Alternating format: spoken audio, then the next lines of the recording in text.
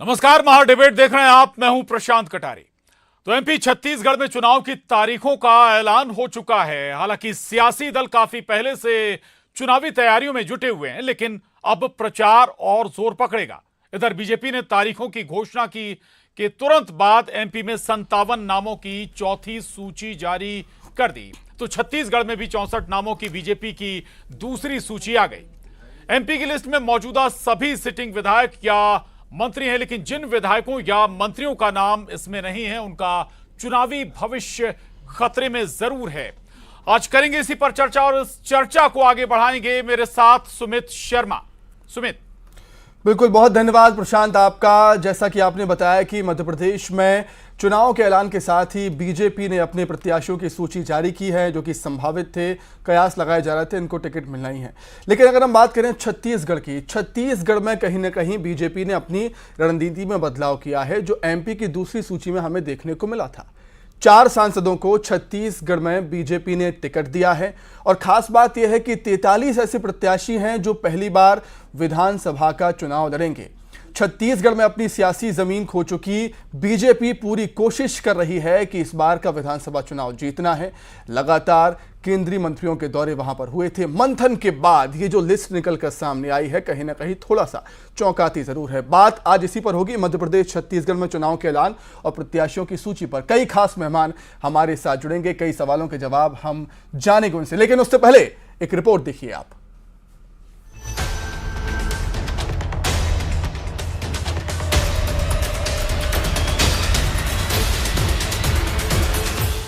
प्रदेश ने जो अनुशंसाएं भेजी थी, उसी के अनुरूप सूची में घोषित नाम आए हैं। अब हमारे कुल मिला के 136 उम्मीदवार घोषित हो चुके हैं। 230 में से 136। बाकी सूची भी जल्दी आएगी। लेकिन कांग्रेस की सूची कहाँ है? अब तो चुनाव की तारीख भी आ गई, लेकिन कांग्रेस की सूची का पता नहीं है। हमारे उम्मीदवार मैदान में हैं।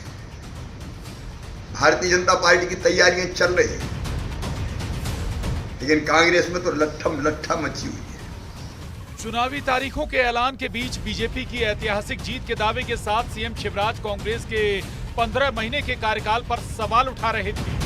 तभी कयासों के बाजार को झूठा साबित करते हुए बीजेपी ने चौथी सूची में बुधनी से फिर सीएम शिवराज को मैदान में उतार दिया। इधर केंद्रीय कृषि मंत्री नरेंद्र सिंह तोमर का एमपी में फिर जीत का दावा।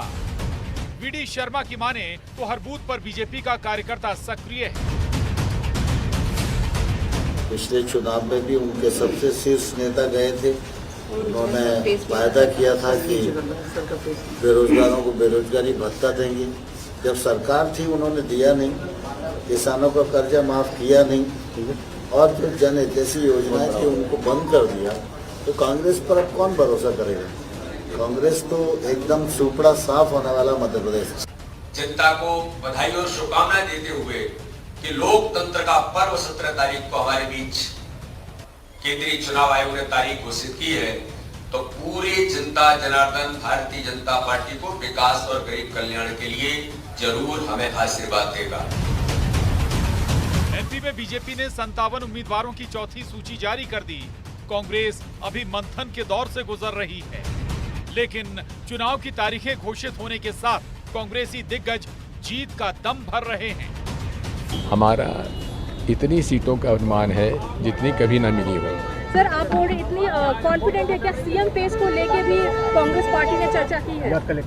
देखिए, हम लोग के लीडरशिप कमलनाथ जी के नेतृत्व में हम लोग चुनाव लड़ रहे हैं। मध्य प्रदेश में 175 प्लस 175 प्लस का टारगेट कांग्रेस लेकर चली है। खड़गे साहब राहुल गांधी जी के नेतृत्व में हमें ये विश्वास है कि मध्य प्रदेश की 8.5 करोड़ बहादुर जनता का जनादेश शायद हमें इससे भी आगे ले जाएगा और मुख्यमंत्री शिवराज सिंह चौहान सहित पूरा मंत्रिमंडल पराजित होने वाला है। एमपी, छत्तीसगढ़ सहित 5 राज्यों में विधानसभा चुनाव की तारीखें घोषित हो गई। मध्य प्रदेश में 17 नवंबर को वोट डाले जाएंगे, जबकि 3 दिसंबर को नतीजे आएंगे। पहले से चुनावी तैयारियों में जुटे सियासी दलों ने अब और आक्रामक लाइन ले ली है, लेकिन उम्मीदवारों की घोषणा में बीजेपी इस बार कांग्रेस से काफी आगे निकल गई, यानी बीजेपी उम्मीदवारों को तैयारी का ज्यादा मौका। Bureau report, news 18, Madhya Pradesh, Chhattisgarh. तो निश्चित तौर पर रिपोर्ट में आपने देखा, रिपोर्ट ये कह रही है कि कहीं ना कहीं बीजेपी प्रत्याशियों की सूची जारी करने में कांग्रेस से कहीं आगे है, चाहे वो मध्य प्रदेश की बात कर ली जाए या छत्तीसगढ़ की बात कर ली जाए। मध्य प्रदेश में तकरीबन 134 से 36 प्रत्याशियों का ऐलान बीजेपी ने कर दिया है। वहीं छत्तीसगढ़ की बात करें तो 64 प्रत्याशियों का ऐलान बीजेपी ने यहां पर कर दिया है। लेकिन दोनों ही जगह, चाहे एमपी की बात हो या छत्तीसगढ़ की बात हो, दोनों ही जगह पहली सूची का इंतजार हो रहा है। कांग्रेस की पहली सूची का इंतजार हो रहा है। रीजन क्या है इसके पीछे, वजह क्या है, ये तो कांग्रेस पार्टी ही जानती है। लेकिन कहीं ना कहीं सवाल जरूर खड़े हो रहे हैं। बीजेपी सवाल जरूर खड़े कर रही है कि हमने तो अभी प्रत्याशियों की सूची जारी कर दी, बहुत सारे प्रत्याशियों का ऐलान कर दिया, लेकिन कांग्रेस को किस बात का डर है, कांग्रेस किस बात का इंतजार कर रही है कि अभी तक कांग्रेस ने ना मध्य प्रदेश में ना छत्तीसगढ़ में अपनी सूची जारी की है। क्या यहां पर क्या है, रीजन क्या है, ये बीजेपी सवाल उठा रही है। तो चलिए मेहमानों की तरफ हम रुख कर लेते हैं। मेहमान हमारे साथ जुड़ेंगे। फिलहाल हमारे साथ बीजेपी नेता मुकेश शर्मा जी जुड़े हुए हैं। मुकेश जी, आपका बहुत स्वागत करता हूं मैं न्यूज़ 18 मध्य प्रदेश छत्तीसगढ़ में। और राजेश सुरोठिया जी जुड़े हुए हैं, राजनीतिक विश्लेषक हैं। राजेश जी, आपका भी बहुत स्वागत है इस चर्चा में। राजेश जी, सबसे पहला रिएक्शन आपका, जिस तरीके से चुनाव की तारीखों के ऐलान के बाद बीजेपी ने मध्य प्रदेश में और छत्तीसगढ़ में जो सूची जारी की है, सबसे पहला रिएक्शन राजेश जी। देखिए, सबसे पहली बात तो ये होता है कि राजनीति में या वैसे लोकोक्ति में कहा जाता है कि पहले मारे सो मीर, लेकिन सियासत में कई बार ऐसा भी होता है कि कभी ऐसा भी होता है राजनीति में कि अब बाद में जो लोगों को देखकर कैंडिडेट देने वाला ज़्यादा फायदे में होता है। लेकिन अभी जो कांग्रेस और भाजपा की हालत देखी जाए या भाजपा में टिकट की हालत देखी जाए, तो वो देख के ऐसा लगता नहीं है कि ये बहुत स्मूथली जा रहा है या बहुत मैन टू मैन मार्किंग करके टिकट बांटे जा रहे हैं, ऐसा अभी दिख नहीं रहा है। क्योंकि कहा ये गया था कि राहुल गांधी ने कांग्रेस को फ्रेंचाइजी पर कमलनाथ को दे दिया है, और कमलनाथ ने कहा था कि हम अपने प्रत्याशी जो है केवल सर्वे लिस्ट के आधार पे बांटेंगे, और वो सर्वे लिस्ट उन्होंने चार बार सर्वे कराया है, और उसके बाद भी नतीजा ये है कि सर्वे लिस्ट से हट के नामों पर चर्चा हो रही है। तो ये थोड़ी सी कठिन स्थिति है, और इस समय ये कयास लगाना कि राजेश जी, आपने ये जरूर बात रखी है। मैं थोड़ा सा बीजेपी के बारे में भी समझना चाहूंगा। भाई, बीजेपी को में कहा जा रहा था कि बीजेपी ने सबसे पहले चौंकाया बड़े नामों को मैदान में उतार कर। इसके बाद चर्चाएं थी कि तमाम मंत्रियों में बहुत सारे मंत्री ऐसे हैं जिनके टिकट कटेंगे, एंटी इनकम्बेंसी का मसला था। लेकिन आज जो सूची आई उसने फिर चौंका दिया। देखिए, जिनके टिकट इन्होंने नहीं काटे हैं, जिनके खिलाफ इनकम्बेंसी थी, वो गहरे संकट में रहने वाले हैं, चाहे वो अटेर से अरविंद सिंह भदौरिया हों या दक्षिण से जो है अपने मोहन यादव हैं, या बड़वानी से जो है प्रेम सिंह जी हैं। तो ये सारे नेता जिनके आपने टिकट आपने दे दिए, उनकी इनकम्बेंसी के देखने के बावजूद भी तो उनको चुनाव में दिक्कत आने वाली है। उसमें कोई दो राय की बात है नहीं। लेकिन समस्या यही है कि कांग्रेस अब कितना वक्त लेगी, क्योंकि कांग्रेस में हमेशा कांग्रेस शुरू से बोलती आ रही है, कमलनाथ बोलते आ रहे हैं। कमलनाथ ने 21 मार्च को जब वो सरकार से हटे थे, उन्होंने सोनिया गांधी से बात करके कि मैं ही मध्य प्रदेश में कांग्रेस की वापसी करवाऊंगा, ये वादा करके, और पहले दिन से वो चुनाव तैयारी में जुट गए थे। तो जिसकी तैयारी इतनी पहले चल रही हो, तो ये खरगोश और कछुए वाली स्थिति हो गई कि खरगोश जो है नहीं, इस पर भी हम लौटेंगे, बात करेंगे। जो कांग्रेस का आप जिक्र कर रहे हैं सुमित, छत्तीसगढ़ की भी तो यही स्थिति है भाई। कांग्रेस अभी भी बहुत पीछे है सूची जारी करने में? बिल्कुल, निश्चित तौर पर। और यही सवाल उठ रहे हैं प्रशांत, बीजेपी बार बार यही सवाल उठा रही है कि हमने तो भाई 64 प्रत्याशी घोषित कर दिए। आपका बताइए, आप क्यों सोच रहे हैं? मुकेश जी, क्या कुछ कहना चाहेंगे इस पर, जो आपने उम्मीदवार उतारे हैं? और सबसे बड़ी बात इसमें यह है, अरुण साहब ने भी कहा था कि 43 प्रत्याशी पहली बार चुनावी मैदान में होंगे, इसके पीछे की वजह क्या है? मुकेश जी। देखिए, निश्चित रूप से हमारे ये 90 विधानसभा में 85 सीट हमने घोषणा कर दिया है और उसमें से 43 सीट ऐसे हैं जो पहली बार विधानसभा चुनाव लड़ रहे हैं, नए लोगों को, और उसमें से भी 34 युवा चेहरे हैं। ये महत्वपूर्ण है। तो नई पीढ़ी को, युवाओं को मौका दिया गया है और इसमें से 14 महिलाएं हैं। तो कहीं ना कहीं भारतीय जनता पार्टी पूरे गंभीरता से चुनाव लड़ रही है। इसके पहले भी हमने 21 सीट की घोषणा की थी, आज 64 सीटों का घोषणा हुआ है और चुनाव में भारतीय जनता पार्टी आगे चल रही है। और कहीं ना कहीं कांग्रेस पार्टी में मेरे को लगता है कि शायद अंतरकला की स्थिति है, निर्णय की स्थिति में नहीं है।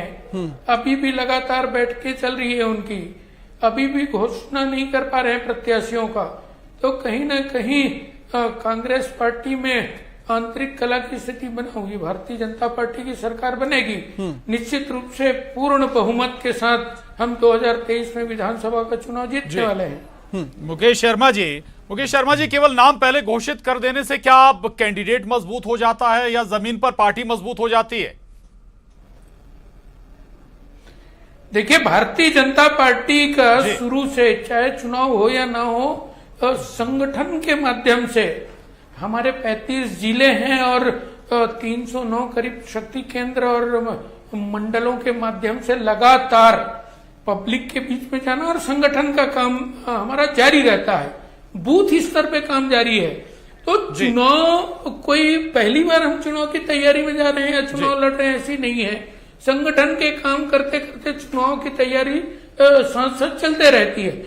और जितने भी हमारे प्रत्याशी आए हैं, सभी हमारे वरिष्ठ पदाधिकारी हैं, कार्यकर्ता हैं और क्षेत्र में लगातार काम करने वाले लोग हैं। तो ऐसी स्थिति में चुनाव जितना निश्चित है और हमको बहुमत मिलना भी चाहिए। ठीक है जी, ठीक है। मुकेश जी, लौटेंगे आपके पास। विभा पटेल जी हमारे साथ जुड़ी हैं, महिला कांग्रेस अध्यक्ष मध्य प्रदेश से। विभा जी, एक बड़ा सवाल बार बार उठ रहा है और बीजेपी इस मामले को लेकर बहुत हमलावर भी है कि आपने कहा था 6 महीने पहले नाम घोषित कर देंगे, सूची जारी कर देंगे। चुनाव घोषित हो गए, 1 महीने बचे हैं, नाम नहीं आया अभी तक। देखिए, भारतीय जनता पार्टी को अपनी स्थिति की चिंता करनी चाहिए। आज इनके यहाँ जो अंतर्कलह मची हुई है, उसी का कारण है कि इनको आज केंद्रीय मंत्रियों को प्रदेश चुनाव लड़ने में के लिए उतारना पड़ा है। यानी सांसदों को ये विधायक लड़ने के लिए उतार रहे हैं और शायद विधायकों को आगे चल के शायद पार्षद न लड़ा दें। मुझे इस बात की चिंता है। दरअसल आज जो ये भले ही बात कितनी भी क्यों ना करें, चाहे ये सूचियां पहले जारी कर दें या तेजी से कर दें, लेकिन सच्चाई यही है कि जो प्रदेशों में अव्यवस्था मध्य प्रदेश में मची हुई है, जिस तरह से आज मध्य प्रदेश की स्थिति है, उसका जवाब जनता देने वाली है। और सूची से कुछ भी नहीं होता, ना सूची जारी करने से होता है। आज जिनके ये नाम घोषित कर रहे हैं, जिन नामों पर ये चुनाव लड़ने की बात कर रहे हैं, वे स्वयं नेता ये कह रहे हैं कि हम तो चुनाव लड़ना ही नहीं चाहते थे, हम तो बड़े नेता हो चुके हैं। देखिए, दरअसल इनके यहाँ इतनी अंतर्कलह है कि इन्हें समझ में नहीं आ रहा कि किसको चुनाव लड़ाया जाए, और इसीलिए ये सूची जल्दी जारी कर रहे हैं ताकि जो कलह है उससे जल्दी निपट लें। जो लोग परेशान हैं, जो लोग नाराज हैं, उनकी मान मनोबल ये लोग चालू कर दें। देखिए, इन चीजों से कुछ नहीं होता। आज मध्य प्रदेश में जब इनके प्रधानमंत्री मध्य प्रदेश आते हैं तो वो शिवराज सिंह जी का नाम लेने तक से कतराते हैं।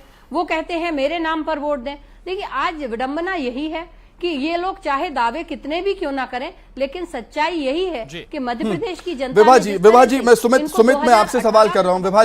विभा जी, सुमित मैं आपसे सवाल करना चाहता हूं। मेरा सवाल यह है विभा जी, आप कह रही हैं कि पहले सूची जारी करने से कुछ नहीं होता बीजेपी के लिए, लेकिन मैं ये जानना चाहता हूं कि आखिर कांग्रेस इतना क्यों सोच रही है? क्या वजह है कि कांग्रेस को लिस्ट जारी करने में इतनी देरी हो रही है? रणनीति क्या है आपकी? और जो गुटबाजी की बात आप कह रही हैं, कहीं ना कहीं बीजेपी आप पर आरोप लगाती है कि कांग्रेस में तो भयंकर गुटबाजी है, कमलनाथ गुट अलग है, दिग्विजय सिंह गुट अलग है, और भी कई गुट हैं। विभा जी देखिए,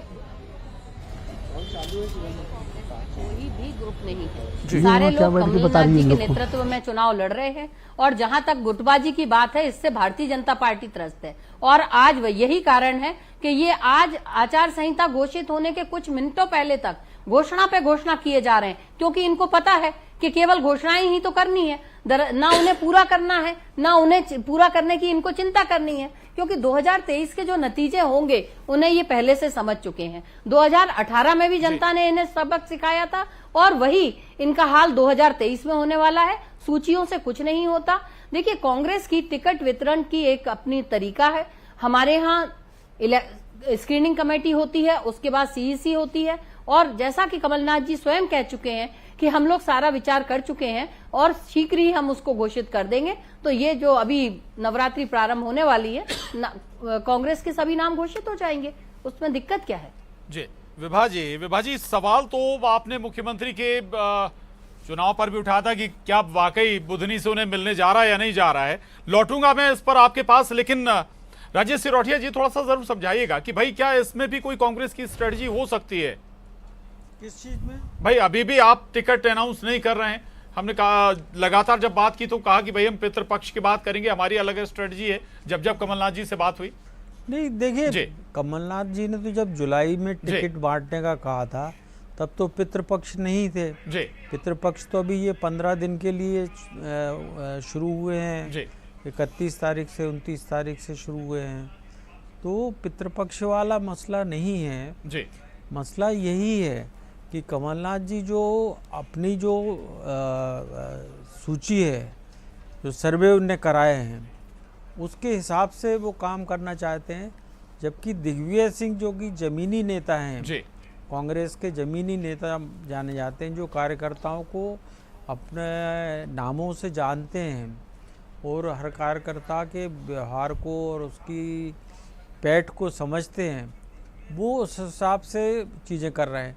बाकी तो नेता कांग्रेस के जो हैं वो सब हाशिए में, चाहे वो अरुण यादव हों, चाहे वो सुरेश पचौरी हों, चाहे वो हम आपके अजय सिंह हों या डॉक्टर गोविंद सिंह हों।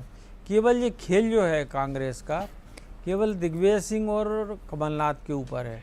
और उसमें कमलनाथ, मैंने जैसे कि आपको कहा कि कमलनाथ के हाथ में सारी चीज़ें हैं, कमलनाथ ही फाइनल अथॉरिटी हैं, कमलनाथ ही सारी चीज़ें कर रहे हैं। उन्होंने जिस भी व्यक्ति को बिठाया है उसके हिसाब से उनका काम चल रहा है। वो जिस आदमी को कांग्रेस ने प्रभारी बना के भेजा है उससे उनकी ट्यूनिंग कभी नहीं बैठी, चाहे वो जेपी अग्रवाल थे या उसके पहले मुकुल वासनिक या दूसरे जो भी नेता थे, उनसे उनकी ट्यूनिंग नहीं बैठी। अभी भी सुनने में यही आ रहा है कि जो अभी उनको मौजूदा जो प्रभारी बनाया है, जो हरियाणा के रणदीप सिंह सुरजेवाला, उनसे भी उनकी ट्यूनिंग उतना। और इसलिए ठीक है राजेश जी में हम लौटेंगे। राजेश जी, अब दोबारा आपके पास लौटेंगे। छत्तीसगढ़ से कांग्रेस के विधायक विकास उपाध्याय जी भी हमारे साथ जुड़ गए हैं। विकास जी, बहुत स्वागत है आपका न्यूज़ 18 मध्य प्रदेश छत्तीसगढ़ में। विकास जी, मेरी आवाज आप तक पहुंच रही है क्या? वो तो मीटिंग में रहूंगा ना, वो मीटिंग तो रहेगी। बीजेपी चले गए क्या? लग रहा है हमारी आवाज़ विकास जी तक नहीं पहुंच रही है। राजेश जी, मेरा एक सवाल आपसे ये है, प्रशांत की बात को मैं आगे बढ़ाऊंगा। जिस तरीके से आपने प्रशांत कह रहे थे कि जो टिकट कर सकते थे कैबिनेट मंत्रियों के या मंत्रियों के, गुजरात फॉर्मूला लागू हो सकता था एमपी में, लेकिन हुआ नहीं। इसके पीछे की वजह क्या देख रहे हैं आप? क्या ये मानते हैं आप कि अलग अलग राज्यों के राजनीतिक हालात, समीकरण, परिस्थितियाँ अलग होती हैं? देखिए, कई जगह विकल्पहीनता की स्थिति, जैसे कि अटेर की बात करें, वहाँ अरविंद भदौरिया के विकल्प के रूप में मुन्ना सिंह भदौरिया रहे हैं, क्योंकि बहुत पुराने विधायक हैं, लेकिन अब वो उम्रदराज हो चुके हैं। अब वो अपने बेटे के लिए टिकट मांगेंगे तो उनको अरविंद भदौरिया जीतने नहीं देंगे। अरविंद भदौरिया जो है अटेर से भले ही चुनाव लड़ते हों, लेकिन वो जो बुनियादी रूप से वो आगरा के रहने वाले हैं, तो इसलिए उनको अटेर क्षेत्र के जो क्षत्रिय हैं, ठाकुर हैं, वो उतना तवज्जो नहीं देते हैं जितना कि वहाँ के किसी लोकल ठाकुर को देते हैं। तो वहाँ पर अच्छा ब्राह्मण और ठाकुरों का इतना ज़बरदस्त समीकरण है कि एक बार चुनाव जो है कांग्रेस ठाकुर जीत जाता है, एक बार ब्राह्मण जीत जाता है। पिछली बार जो है जो हेमंत कटारे जो हैं वो जीतते जीतते रह गए थे और इस बार स्थिति वैसे ही है। मोहन यादव के साथ में स्थिति दूसरा ये है, इनके जो मंत्री हैं उज्जैन से, उनके साथ में स्थिति है कि वो उतना वहाँ पर उन्होंने जो सिंहस्थ की ज़मीन को कब्जाने की कोशिश किया उन पर, या जो आरोप लगे और बहुत सारी चीज़ों को लेकर जो उन पर उनके जो कार्यकाल को लेकर चीज़ें हुई हैं, तो उनको वो जो बहुत लोकप्रिय नेता होने के बावजूद भी वहाँ पर बहुत कठिन संघर्ष में अगर कांग्रेस वहाँ से एक कोई अच्छे कैंडिडेट को टिकट दे देगी तो मोहन सिंह यादव वहाँ कठिनाई में पड़ जाएंगे। इसी तरह भोपाल में जो नरेला सीट है वहाँ विश्वास सारंग की सामने जो है कांग्रेस ने अगर किसी बहुत मजबूत कैंडिडेट को दे दिया तो बहुत कठिन लड़ाई यहाँ पर फंस जाएगी। तो कई बड़ी कथाएं तीसरी चीज सारंग का आपने जिक्र किया, तीसरी कांग्रेस में एक सबसे बड़ी भाजपा की लिस्ट में एक बहुत बड़ा ब्लंडर ये हो गया है जी। चले आशीष शर्मा जी भी हमारे साथ जुड़ गए हैं बीजेपी से। बीजेपी विधायक आशीष शर्मा जी, सबसे पहले बहुत बधाई आपको टिकट आपका नाम फाइनल होने पर। आशीष जी,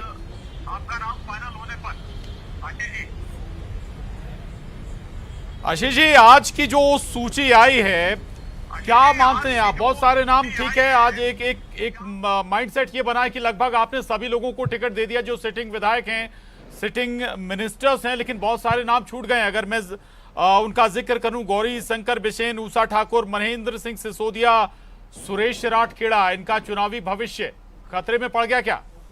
जी, ओपीएस भदौरिया भी। देखिए आशीष शर्मा जी, देखिए भारतीय जनता पार्टी चुनाव एक रणनीति के तहत लड़ रही है।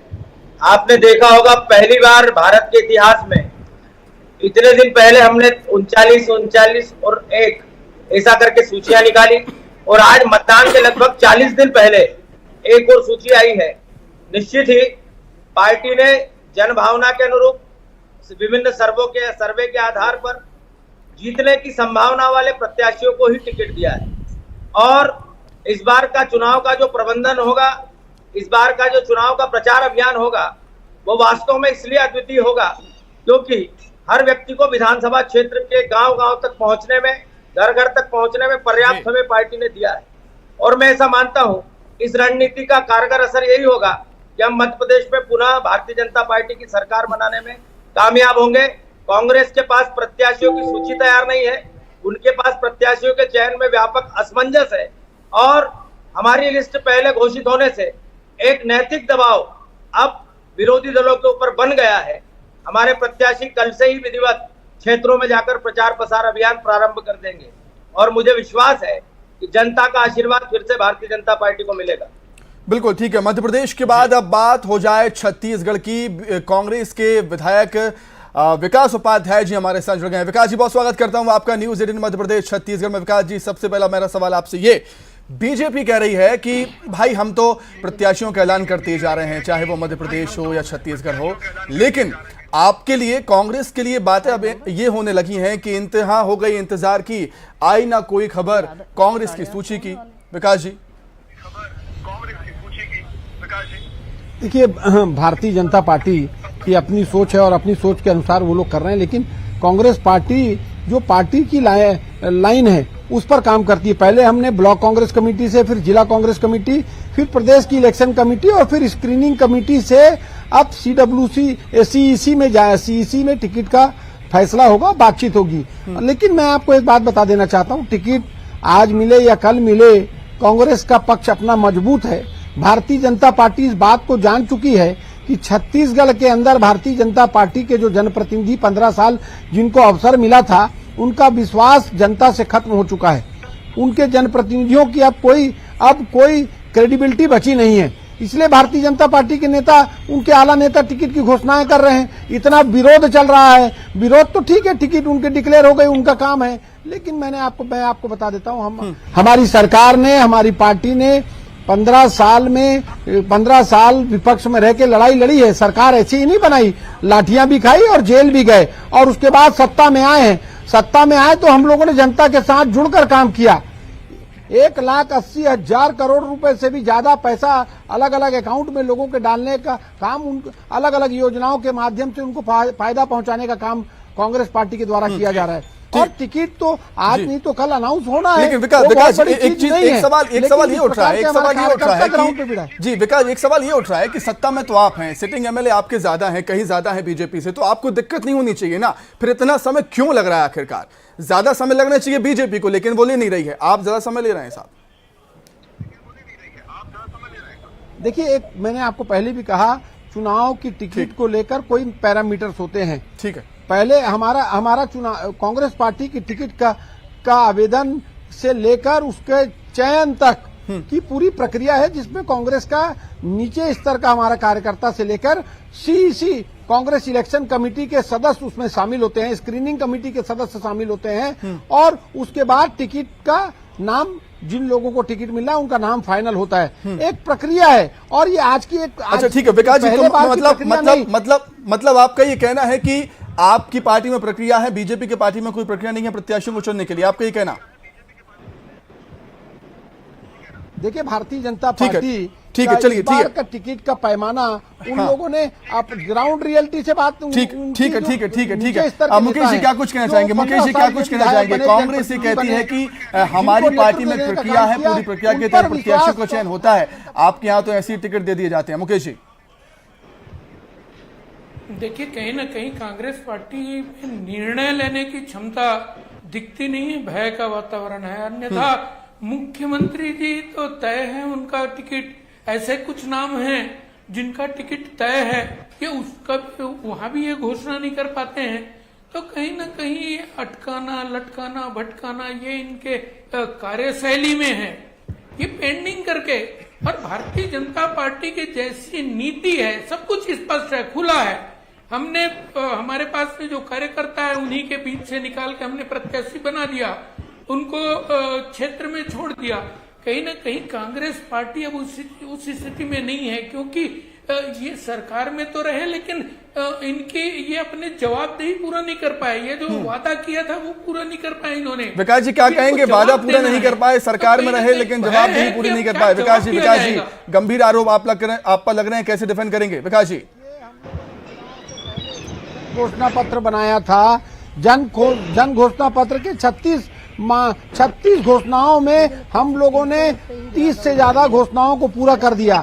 भारतीय जनता पार्टी को तो यहाँ लोग पूछ नहीं रहे हैं, ये 6 महीना हुआ है तो सड़क में आए हैं। भारतीय जनता पार्टी के नेता सड़क पर दिखते नहीं थे, लोगों के साथ खड़े नहीं होते थे। आज जब चुनाव लड़ रहे हैं, इलेक्शन है तो सब कुछ जानती है। बीजेपी भी दिख रही है, बीजेपी के नेता भी दिख रहे हैं, सेंट्रल लीडरशिप भी दिख रही है।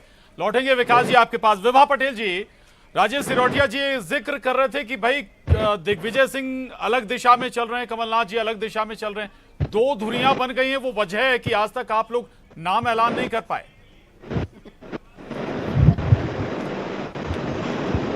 देखिए, राजेश भैया बहुत सीनियर पत्रकार हैं, मैं उनका बहुत सम्मान करती हूँ, लेकिन कहीं ना कहीं उनका ये जो विश्लेषण है वो बिल्कुल गलत है। मुझे बड़े दुख के साथ ही कहना पड़ रहा है, क्योंकि ये बात राजेश जी भी जानते हैं कि दिग्विजय सिंह जी और कमलनाथ जी में कोई भी दूरियां नहीं है।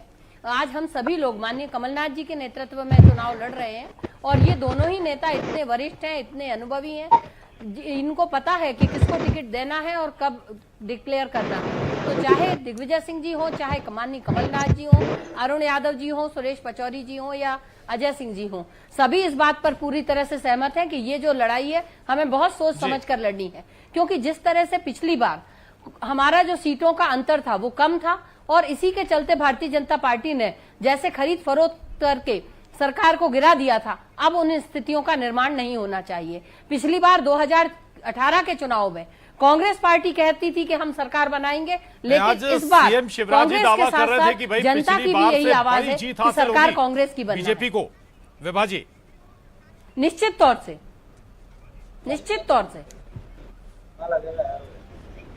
नहीं, शिवराज जी का दावा है।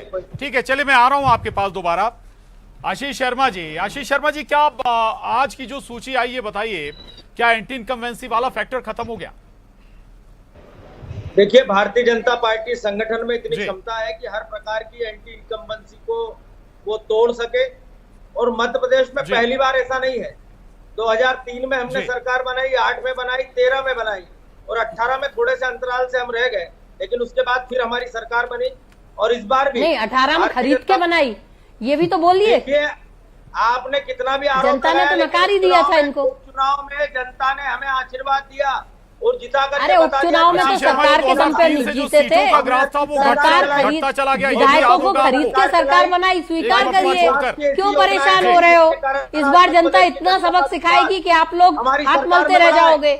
देखिए, ये जो आप चाहे जितना भी आत्मस्तुति कर लें, अपना स्वयं का कितना भी बखान कर लें, लेकिन सच्चाई आप भी जानते हैं कि 2018 में जनता ने आपको नकार दिया था। इस बार आपकी सरकार जनता के द्वारा चुनी हुई सरकार नहीं है, नोटों के द्वारा खरीदी हुई सरकार है। अरे आशीष जी, कभी कभी सच भी बोला करिए। अरे सच बोला करिए आशीष जी, जनता अब सच सुनना चाहती है। आचार संहिता लग चुकी है, अब आप झूठ मत बोलिए, क्या फायदा? पटेल जी, विभा जी, आप अपने साथियों को अगर रोक नहीं पाए, फिर ब्लेम बीजेपी पर।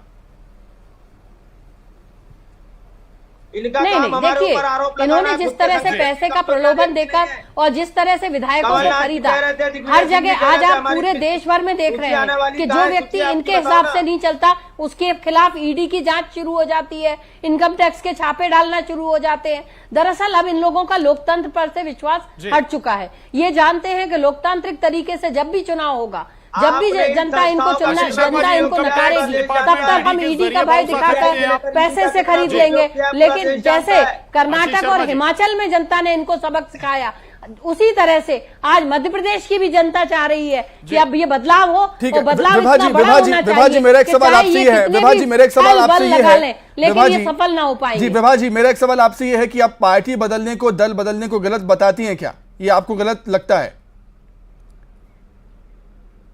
निश्चित तौर से। तो फिर ऐसा क्यों है कि जब बीजेपी से कोई कांग्रेस में आता है उसका स्वागत हो जाता है, बाहें फैलाकर स्वागत करते हैं आप? नहीं, देखिए, नहीं, हम करें तो पाप, ये करें तो पुण्य। बाहें फैलाकर स्वागत की बात नहीं है जी। माननीय कमलनाथ जी ने कई बार कहा है कि अगर हमारा कार्यकर्ता उसे स्वीकार करता है, नेता को, तभी हम उसे बुलाएंगे। दूसरी बात, भारतीय जनता पार्टी ने स्थितियां ये बना दी हैं कि जब तक नेता कांग्रेस में रहता है तब तक वो दोषी रहता है, तब तक उस पर तरह तरह के लांछन लगते हैं, तरह तरह के आरोप लगते हैं। लेकिन जैसे ही वो भाजपा की गंगोत्री में डुबकी लगाता है, उसके सारे कर्म साफ हो जाते हैं, वो बिल्कुल दूध का दूध। विभा जी, आपको आपकी पार्टी को एक्सेप्ट करना होगा कि आज के समय की राजनीति की पृष्ठभूमि ऐसी ही है, और आपको इसके लिए भी तैयार रहना होगा। अगर आप इससे लड़ नहीं पाते हैं तो ये आपकी कमजोरी है विभा जी, प्लीज। हमेशा समय के साथ चली है। नहीं, कांग्रेस पार्टी हमेशा समय के साथ साथ चली है। कांग्रेस हमेशा समय के हिसाब से निर्णय लेती है, लेकिन जिस तरह से इन्होंने लोकतंत्र को हथियाकर, चोरी करके और पैसे से इन्होंने विधायकों को खरीदा था, क्या आपको नहीं लगता कि मध्य प्रदेश हो या पूरा देश हो, ये परंपराएं गलत है? फिर तो किसी अदानी अंबानी को ठेका दे देना चाहिए। ठीक है। राजेश जी कुछ कहना चाह रहे थे, राजेश जी को एड ऑन कर दो। राजेश जी कुछ कहना चाह रहे हैं।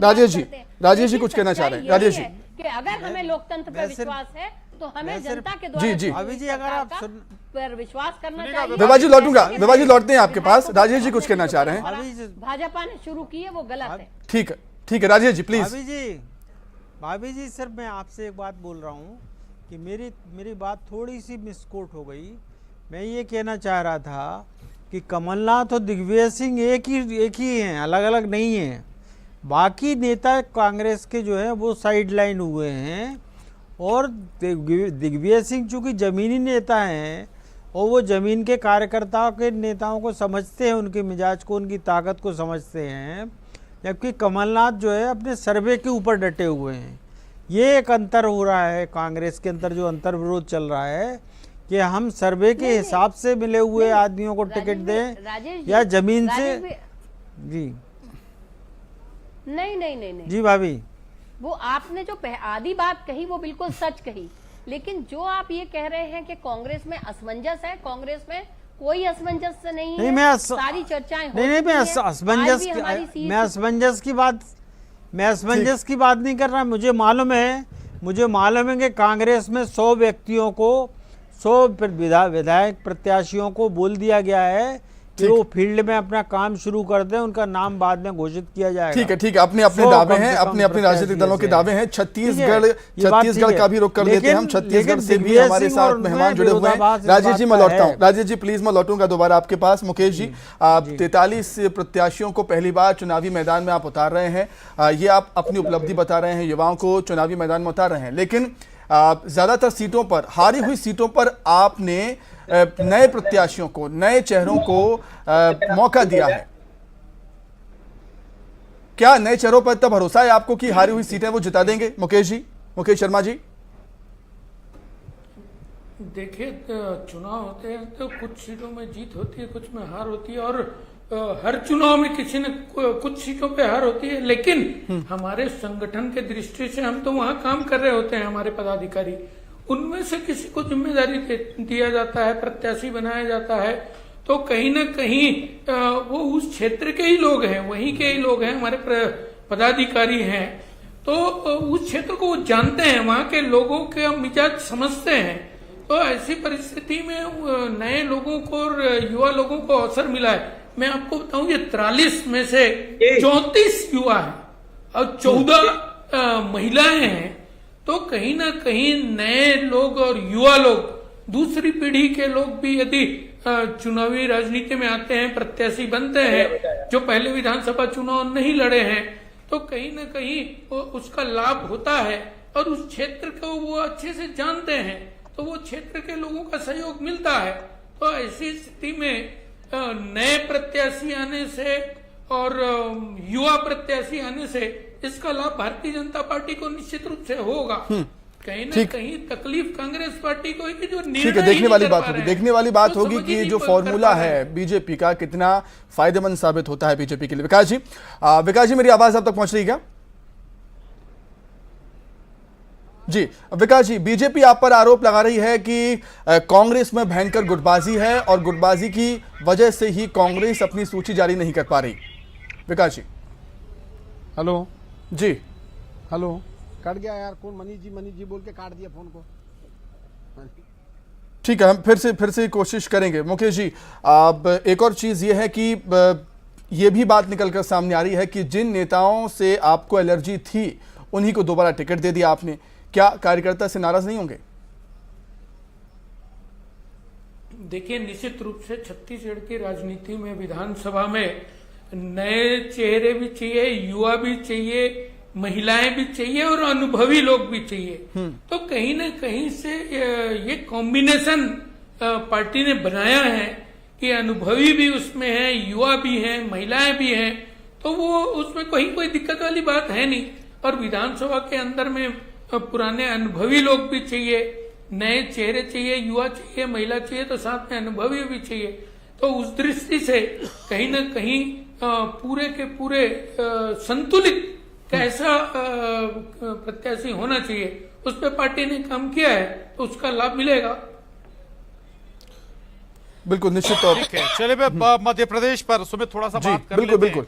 बिल्कुल राजेश सिरोठिया जी, थोड़ा सा इस लिहाज से समझाइएगा कि क्या इस सूची को अगर हम एनालाइज करें, ठीक है, कई पुराने चेहरों को उन्होंने स्पेस दिया है, मंत्री भी हैं इसमें, विधायक भी हैं, लेकिन अजय विश्नोई लगातार पार्टी लाइन से हटकर बात करते रहे। विधानसभा स्पीकर शायद अब उस पड़ाव पर हैं जहां से इनका जो मार्गदर्शक मंडल है वहां का दरवाजा खुलता है। क्या पैमाना नजर आता है आपको?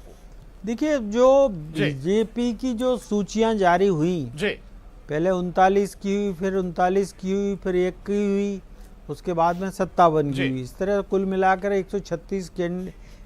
236 में से जो है 136 कैंडिडेट ये डिक्लेयर कर चुके हैं। केवल 94 प्रत्याशी इनके बाकी बचे हुए हैं। तो ये जो अभी तक की जो 39 वाली सूची आई थी, वो कठिन वाली सूचियाँ थी, कठिन टकराव वाली सूचियाँ थी, जिनमें बीजेपी को ज़्यादा संघर्ष करना। सबसे पहली सूची जो थी वो सबसे ज़्यादा कठिन सूची थी। जिसमें कि जो नाम शुमार हैं उनको चुनाव जीतने के लिए काफ़ी संघर्ष करना पड़ेगा। और दूसरी जो सूची है वो अपेक्षाकृत ज़्यादा आसान थी, बीजेपी के लिए आसान है। आज की सूची की अगर जिक्र करें, आज की सूची के अगर हम आप पर आते हैं तो आज की सूची इनके जो है जो सर्वोत्तम ठीक है प्रशांत, मैं राजेश जी मैं आपको रोकना चाहता हूं यहाँ पर। उसमें राजेश जी मैं आपको छोड़ दीजिएगा। राजेश जी मैं आपको रोकना चाहूंगा यहाँ पर। हमारे साथ पूर्व मंत्री रामपाल जी भी जुड़ गए हैं। रामपाल जी बहुत स्वागत है आपका न्यूज़ 18 मध्य प्रदेश छत्तीसगढ़ में। सर आपको धन्यवाद। बिल्कुल सर, क्या कुछ कहना चाहेंगे रामपाल जी? ये सूची जारी हुई है, तारीखों का ऐलान हुआ है, क्या तैयार है बीजेपी चुनावी मैदान में उतरने के लिए? रामपाल जी।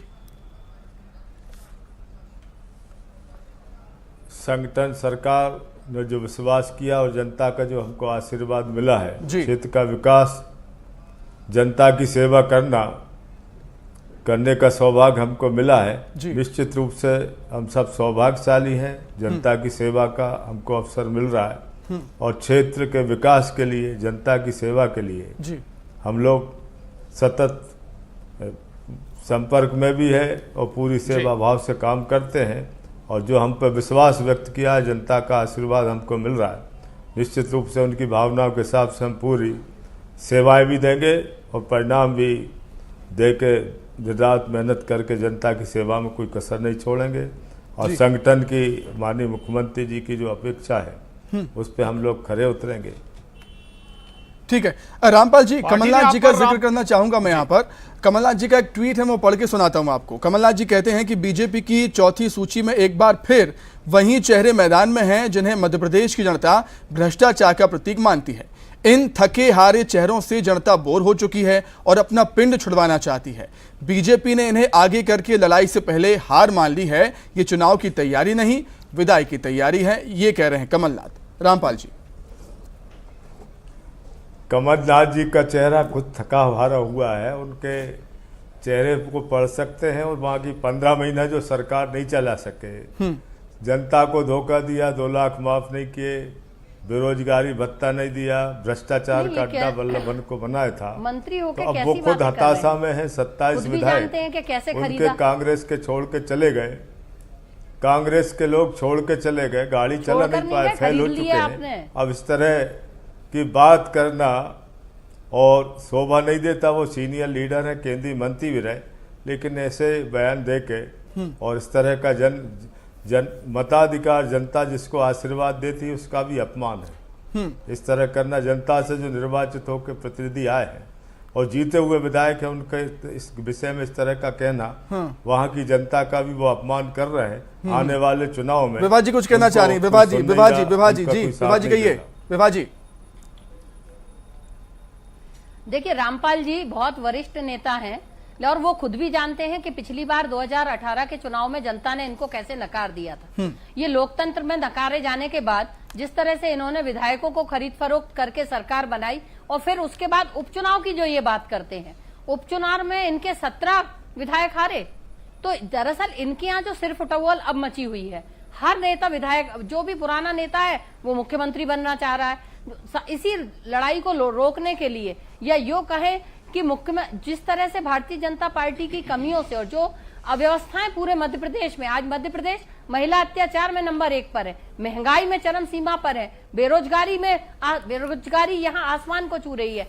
ये बात करते थे 2 करोड़ नौजवानों को रोजगार देने की, आज तक नहीं दे पाए। देखिए, ये जो सारी इनकी बातें थी, ये जो इनके सारे जुमले थे, वो जनता बहुत अच्छे से समझ चुकी है और इसीलिए इनको 2018 में जनता ने ठीक है रामपाल जी इन्होंने जो केंद्रीय मंत्रियों को उतारा है उससे ये जाहिर हो चुका है कि ये अपनी हार खुद स्वीकार कर चुके हैं। इनके पास अब ना तो प्रत्याशी है, बल्कि इनके यहाँ अंदर खाने में जो सिर्फ विभाजी लौटूंगा प्लीज, विभाजी लौटूंगा। जी रामपाल जी इन्होंने बड़े बड़े नेताओं को यहाँ उतार दिया। ठीक है रामपाल जी बड़े बड़े नेताओं को उतार दिया है, जवाब दे रहे हुए हैं।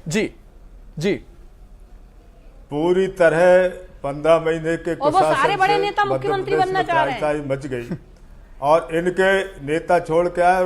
रायसेन में जो उपचुनाव हुआ, डॉक्टर प्रभुराम चौधरी जी मंत्री पद छोड़ के आए और इनसे परेशान होके आए और वो पूरे देश में सबसे ज़्यादा वोटों से हमने उनको जिताया और मैं वहाँ का प्रभारी था। पूरे देश में सबसे ज़्यादा मतों से 64,000 से डॉक्टर प्रभुराम चौधरी जी जीते हैं। अब इस तरह की हताशा और इस तरह की निराशा करके और ये अपने वजन को कम करने की कोशिश कांग्रेस कम कर रही है। और आदरणीय भाभी जी रामपाल जी अब भी मजबूरी में उनको बोलना पड़ता है, बिठा दिया, लेकिन उनका भी स्थिति हम बता सकते हैं। वहाँ स्थिति लेके रामपाल जी एक बात बार बार निकल कर आ रही है कि जो एंटी इनकम्बेंसी वाला फैक्टर था, बड़े चेहरों के जरिए उसे दूर करने की कोशिश है आप लोगों की। फिर से कहिए। बड़े चेहरे प्रहलाद पटेल, कैलाश विजयवर्गीय और जो केंद्रीय मंत्री नरेंद्र सिंह तोमर, इनके जरिए आप उस एंटी इनकम्बेंसी फैक्टर को कम करने की कोशिश कर रहे हैं जो इतने साल सरकार चलाने के बाद आई है। इनके जरिए और हम इनके अनुभवों का लाभ लेकर प्रदेश के विकास, चहुमुखी विकास, मध्य प्रदेश को सबसे आगे ले जाना चाहते हैं और उसके लिए अनुभवी लोगों को ला के ये हमारे संगठन के हम बधाई देते हैं। उन्होंने अच्छा यहाँ हमको मौका दिया। अनुभवी लोग होंगे तो निश्चित रूप से प्रदेश का विकास होगा और जो बीमारू राज 2003 के पहले हमको मिला था, आज वो देश के अंदर सबसे आगे मध्य प्रदेश बढ़ेगा और पूरे उत्साह से हम लोग काम करेंगे, परिणाम भी देंगे और आने वाले समय में बीजेपी की सरकार आ रहा हूं आपके पास। जी विभा जी, कहा यही जा रहा है कि यहीं पर आप फंस गए, अभी तक शायद आपकी संभवतः आपकी सूची आ जाती।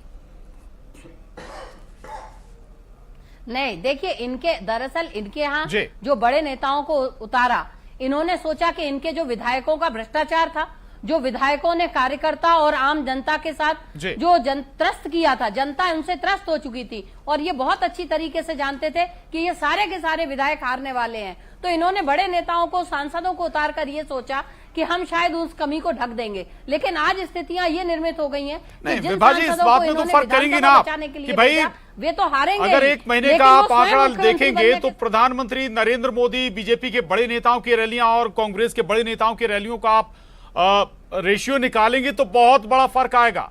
उसको निपटने के लिए इनके अगर कोई दल मेहनत कर रहा है तो आगे निकलेगा ना, रास्ता दिखा देगी। जी राजेश जी, इस पर जरूर रिएक्शन चाहिए भाई। आप एक तरफ आप कहेंगे कि भाई जनता नाराज है, ये नाराज है, लेकिन जब आप मैदान में उतरेंगे नहीं तो भाई जनता आपको सपोर्ट करेगी कब तक? देखिए जनता एक अलग पहलू है, कांग्रेस एक अलग पहलू है, भारतीय जनता पार्टी एक अलग पहलू है। जनता का एक वर्ग जो था वो मध्य प्रदेश की सरकार से नाराज था। उस नाराजगी को दूर करने के लिए भाजपा की हाईकमान ने कई हस्तियों को और उतार दिया सामने, ताकि लोगों को एकदम से जो ना लगे। क्या हो रहा था कि चुनाव को प्रियंका गांधी ने जब ग्वालियर में आई और उनने केवल जनता बनाम शिवराज जो चुनाव बनाने की कोशिश की, उसको न्यूट्रलाइज करने के लिए बीजेपी ने 6-7 नेताओं को, यानी कि ये प्रयोग थे और प्रयोग बीजेपी करने में कभी पीछे नहीं रही है, ये दिखाता भी है। आप जो एक्सपेक्ट करेंगे कई बार उससे अलग फैसले नजर आते हैं। चर्चा को आज यहीं खत्म करेंगे। राजेश सिरोठिया जी, मुकेश शर्मा जी, रामपाल जी, विभा पटेल जी, बहुत धन्यवाद। सुमित मेरे साथ है और चर्चा को आज हम यहीं खत्म करेंगे। डिबेट में इतना ही।